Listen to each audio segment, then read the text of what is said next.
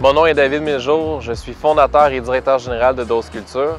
Dose Culture est une entreprise d'économie sociale qui travaille sur des dossiers de la culture et on est particulièrement spécialisé en art urbain. Moi, c'est Corb, peint avec Dose Culture depuis quelques années pour des projets de mural graffiti. Pour moi, vraiment, Dose Culture, c'est un organisme avec lequel on essaie de joindre le plus de monde possible avec le graffiti. Puis pour ma part, j'essaie de faire des murales qui sont dans un esprit graffiti aussi. La Ville de Brossard a vu l'expertise que Dose Culture amenait par le professionnalisme de ses artistes, mais aussi son avantage concurrentiel au niveau de la direction technique. Ils ont d'ailleurs eu l'idée, pour faire rayonner la municipalité, de prendre les immenses murs sur le bord de l'autoroute 10, à l'embouchure du pont Champlain, afin d'en faire de véritables grandes toiles. Au départ, évidemment, c'était un grand défi, gargantuesque même. On ne l'avait jamais vraiment entrepris de faire d'aussi grands projets. Mais avec le travail concerté du comité, nos acquisitions d'équipements et aussi le travail acharné des artistes Corb, Axe et de la collaboration de Jaws, ASEC et AOI, nous avons pu réaliser ce défi avec une facilité qui était déconcertante pour nous. Sur la murale de Parc Marquis de Montcalm, on a essayé de développer nos techniques avec le gun à pression pour faire une harmonisation entre un gros jet et un jet qui est plus fin, qui est celui de la canne. En fait, c'est des dégradés qui sont plus difficiles à faire avec une canne, donc ça fait des transitions plus larges. Sur le pont Champlain, encore une fois, on l'a mis en pratique, mais là, c'est encore plus à grande échelle.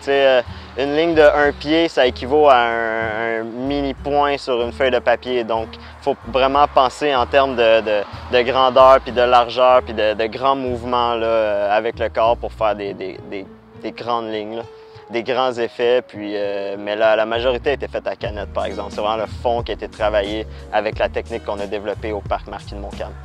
Depuis, avec tout l'équipement spécialisé que nous avons, qui a facilité énormément la tâche des artistes, nous avons pu réaliser ce projet avec un maximum de 12 jours. Il faut comprendre qu'il fallait fermer une voie et que c'est le ministère des Transports du Québec qui devait le faire et que c'est assez onéreux à titre de projet pour fermer une voie. Donc, on avait cette pression-là. Ce qui a été le plus dur après coup, maintenant on s'en rend compte, ça a été de prendre sur des feuilles de papier un croquis et de le mettre sur un mur qui est de hauteur de 20 pieds par 155 pieds de longueur. C'était ce qui était le plus difficile, mais le talent exceptionnel des artistes Corb, Axe, dans leur traçage, a facilité énormément le travail. Et par la suite, avec notre pistolet à pression, nous avons pu lancer les couches de fond, faire un dégradé exceptionnel et par la suite, utiliser la canette pour amener une touche à la fois qui plaît aux gens de la ville, aux citoyens, mais aussi qui a une belle base de style graffiti.